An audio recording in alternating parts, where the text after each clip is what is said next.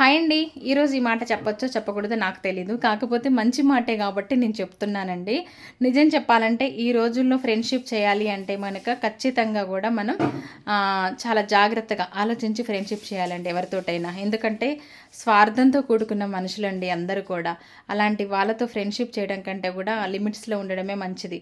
ఒక రకంగా చెప్పాలంటే ఫ్రెండ్‌షిప్ అనేదాన్ని ఎంత లిమిట్స్‌లో ఉంచుకుంటే అంత మంచిదండి. ఈ రోజుల్లో మనుషులు అలా ఉన్నారు కాబట్టి చెప్తున్నాను నేను. ఎందుకు నాకు ఈ మాట చెప్పాలి అనిపించింది. ఎందుకంటే ఇంతకుముందు ఫ్రెండ్‌షిప్ అంటే ప్రాణం ఇచ్చుకునే వాళ్ళు అలాంటి వాళ్ళు చాలా తక్కువ ఉన్నారండి.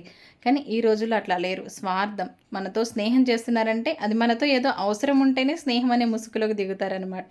అలాంటి వాళ్ళు ఉంటారు కాబట్టి గమనించుకొని మనం ఫ్రెండ్‌షిప్ అయితే ఖచ్చితంగా చేయాలి. నాకైతే బెస్ట్ ఫ్రెండ్ అనేవాళ్ళు ఎవరూ లేరండి. ఉండరు కూడా. ఫ్రెండ్స్ అంటే ఫ్రెండ్స్ అంతే. హాయ్, బై అంతే. నేను ఒక మాట చెప్పినా అంటే దాంట్లో చాలా అర్థం ఉంటదండి.